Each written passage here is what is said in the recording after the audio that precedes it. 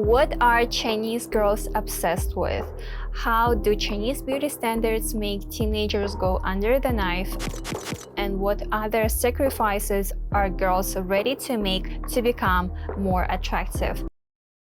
Hi everyone, my name is Aina. I have been living in China for 4 years and I have something to share with you. If in the West, people are focused on the sexiness and fitness of their bodies and faces, in China, people are overly obsessed with their Wuguan, which stands for 5 facial features, specifically your mouth, your nose, your eyes, your eyebrows, and even your ears. Certainly, women all around the world are concerned with the way they look, and we cannot deny the fact that your appearance plays a somewhat important role in choosing a partner or boosting your self-esteem. But in China, if you are beautiful, your appearance may even bring you more career opportunities and generally a brighter future. Parents usually suggest their children to do a surgery before they enter college. And the most popular surgery at that time is a double eyelid surgery.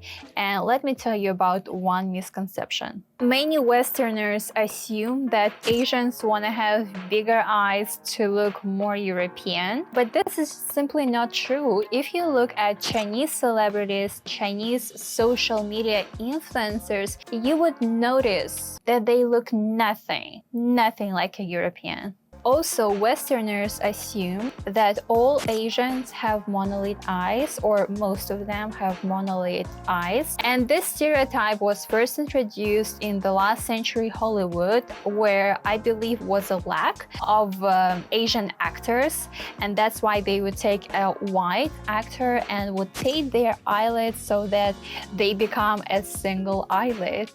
Chinese people are actually very offended when Western companies pick a model with slanted eyes, single eyelids to market Chinese consumers. Chinese consumers, in that case, they simply boycott those companies. They're just like, why did you pick that ugly model? Why couldn't you choose a model, a beautiful model? We have tons of them with beautiful eyes, with double eyelids. So now the question is, do Chinese, after all, have naturally double eyelids or single eyelids? Let's take a look. If we look at Chinese art, we would see monolid eyes. Same goes with sculptures. You probably already know 3,000 warriors that are in Xi'an. According to Chinese ancient writings, Chinese Han people mostly had single eyelids, but because of invasions and wars, primarily with minorities, more and more people naturally started having double eyelids. In modern China, 30% of population have double eyelids. Along with Chinese people, 80% of Korean population has single eyelids, and since the introduction of the surgery, the double eyelid surgery in the 1960s in Korea, more and more people in Asia started having double eyelid surgery. The surgery itself has minimum complications. It's also quite cheap. It varies around from $1,000 to $3,000 on the high end, and it is done in under an hour. This procedure is usually performed when you are about 17 to 18 years old, before you enter the college. And why before entering college? Well, because your college classmates will not know what you look like in your high school. But unfortunately, I know cases when even children under the age of 14 undergo this surgery. And I think it's because their parents assume that, so many people do this surgery, so the doctors are very experienced, so it's very safe. And it is kind of true. However, there are still huge risks. For example, you may not close your eyes after the surgery. And this is not a rare case. People simply do not talk enough about the risks, but they still do exist and they have to be considered before you go under the knife. The second most popular surgery is, of course, a nose job. Seems like nobody is satisfied with their nose. In the West, people want to make a smaller nose, but here in China, people want to make a bigger nose, specifically a taller bridge. The cost for the nose varies. It usually varies from $2,000 to $10,000. So what's the difference between the cheap one and the expensive one? In the cheap version, what they would do, of course, they would make the bridge taller by taking some, plastic thing put inside your nose here, on top of your nose, and they would make your nostrils, thinner. Whereas in the expensive version, instead of the plastic, they would actually use your own bone. And usually they would take the part of your bone in the rib part, okay? So they would make a cut next to your rib and they would take, your bone from there and put onto your nose bridge. So next time you go to the beach and you see a person with a cut next to their rib, just look at their perfect nose. Another difference between the expensive and the cheap version is that in the cheap version, they would usually give you that Barbie nose that every surgeon can make. But for the expensive nose, they would make a nose which would perfectly fit your face and which would be unique to you. 수술을 하셨다고요? 너무 예쁘지 않아요? 너무 예뻐요. 와, 너무 잘 어울려서. 고2 때 했어요, 고2 때. 수술할 줄 몰랐어. 아유, 잘 됐네요. 잘했어. 너무 잘했어. But this surgery, in comparison with double eyelid surgery, is very, very complex, and many girls require revisions. I even know cases when, within a few years, a person have done, like 5 revisions of their nose.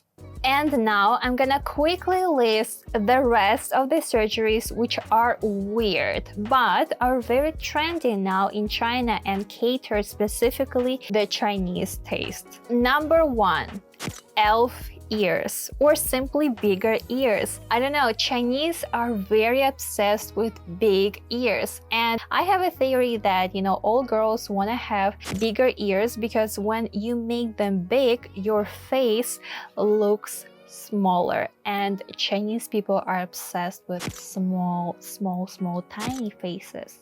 我的耳朵是真的小，你想这个耳朵大一点，其实他就会觉得你的脸小一点。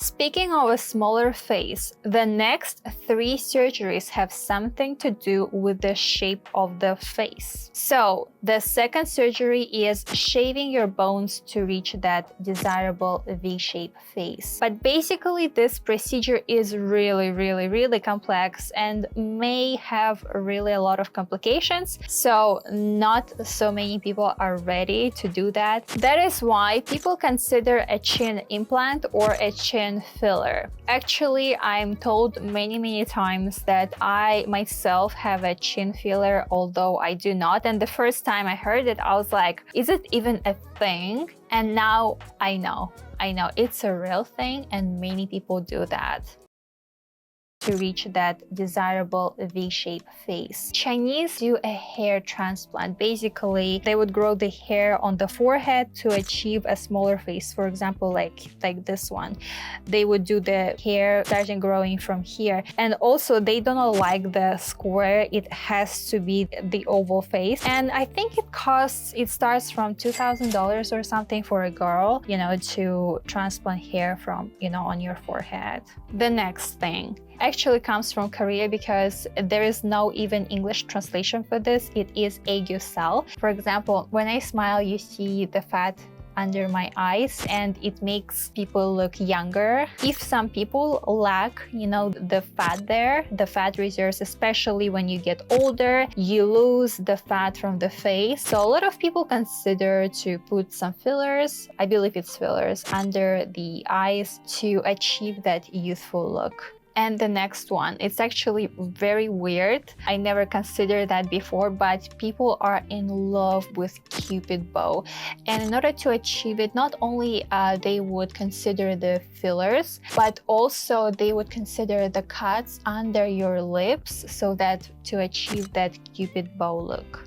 But fortunately, a lot of people are not ready to undergo a surgery, so there are actually a lot of non-surgical ways to boost your appearance, and I'm gonna list some of them right now. Actually, there are millions of those beauty hacks, and if you're interested, I can shoot another video and go in depth on this topic, because those hacks, non-surgical hacks, can boost your appearance 100-fold. So let me know in the comments whether you're interested. So the first beauty hack.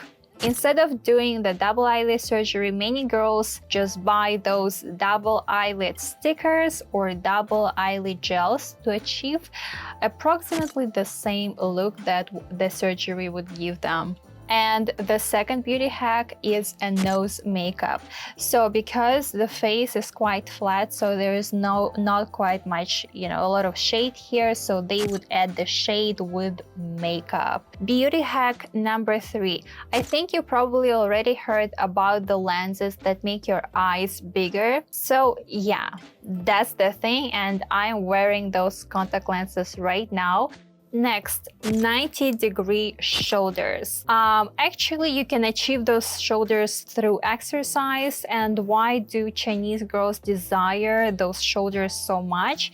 Is because it satisfies Chinese aesthetic, and on top of that, when you have wider shoulders, your face seems to look smaller. And as I said, this is usually achieved by doing some exercise, but there are also some things that you can put here and to make your shoulders wider. I actually do have them, but I do not wear them, so I forgot where I put them. Another way to achieve 90-degree shoulders is through injecting Botox into this trapezoid muscle in order for it to be relaxed, and it is very promoted by cosmetology clinics here in China, and I think it was like $500 or so. So I was considering to do that. I was like, Botox, why not? Yes, so stupid. Anyway, I then consulted with a real doctor who told me, Aina, if you relax the important muscle here that supports your spine, you will basically fuck up all your back. Okay, I have to stop here because there are billions of those beauty hacks. I will shoot another video on that, so stay tuned. So, what is considered a beautiful body? So far, we were talking about the face. Now, you're probably wondering, so what is considered a beautiful body, a desirable body in China? Unlike in the West, girls here do not want any muscles. That is why it is rare to find fit girls here, because it is simply not considered attractive. Here, people consider literally underweight girls to be the beauty standard. Specifically, no matter whatever your height is, as long as you are under 50, you're considered to be in the range of the beauty standard. But if you're over 50 kg, then you are fat. And then the proportions matter. As I already said, people love here the small face. So it has to be the small face, short torso, and very long legs. If there was a surgery that would safely elongate the legs, China would be #1 in consumption of that surgery. The remote control signals the device to pull the bones apart, 1 millimeter at a time. The body makes new bone to fill in the gap. So I push this button, and then what happens? Once you push the button, then that's when you start growing. Because girls here are super obsessed and super concerned with their legs. In each photo, each video, they would always elongate their legs to the extent that, their legs is like 2 times longer than the rest of the body. And I'm not joking here, okay? Some girls literally do that. It's funny, but yes.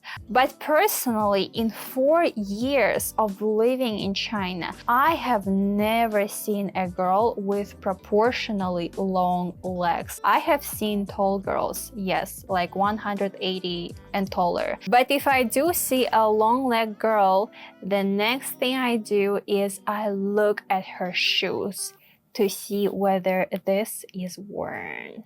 I think it is self-explanatory. It's basically consoles which give you some more height. So for example, this is like 3 centimeters and this is like 2 centimeters. They're not really so comfortable when you walk, but they do help to add some height to specifically to your legs and make them proportionally longer. Or as for the shoes, platforms are really popular in China, and they're usually hidden under very long pants. Although people desire those chopsticks legs, they still wanna have some butt. And how it is usually achieved? Well, of course, number 1, it is a surgery. Number 2, I call it push-up ass. Sorry, but yes, I think we all know the push-up bra that can make our, boobies to look bigger, although they're not that big. But in China and also in Korea, if you watch some idol shows, you can see that girls wear the special pants that would make their butt bigger and would make their pelvis a little bit like that. So it is very popular, and it can be achieved by wearing specific underwear. Again, I'll talk about this in my next video. The most hated part of the leg is calves. If calves have a little bit of muscle, it's not considered beautiful. It came to me as a surprise, but when I was dating my ex was always like specifically focusing on my calves. He would be like, oh, your calves are so thin, so sophisticated. And I was like, wow, is it really a thing? Like, I'm always surprised with what Chinese people consider to be beautiful. And yeah, I'm just like, yeah, I just have to share it with you guys as well. And because Chinese people so hate the thick calves, there was once a surgery. Basically, a surgeon would remove a nerve that goes to your calf and creates muscle. So basically, they would remove that nerve so that muscles are not growing anymore in the calf region. And this surgery was prohibited a few years ago because the surgery resulted in disability. Basically, women who did that surgery, they lost the ability to walk. So that's the harsh reality in modern China. If you are not beautiful, you are told directly you are not beautiful. If you are fat, you are told directly you are fat, even if you are not fat. So for example, when I was 60 kg last year and now I am 49, when I was almost 60, I was constantly told that I was fat, and being fat is equivalent to being ugly. Do not trust my word. Just for example, look at Chinese stars, Chinese social media influencers, and what you would notice the same for them is that they are all around under 50 kg. Literally under 50 kg. And sorry for my English, but I will call thicker girls. So the girls who are thicker, if they reach popularity, it's probably because they simply make fun of their bodies. By the way, you can spend time with a beautiful Chinese girl for a fee, and it is not a prostitution, but a rental of girls. And I talk about this in my previous video, so go watch it and see you there. Bye.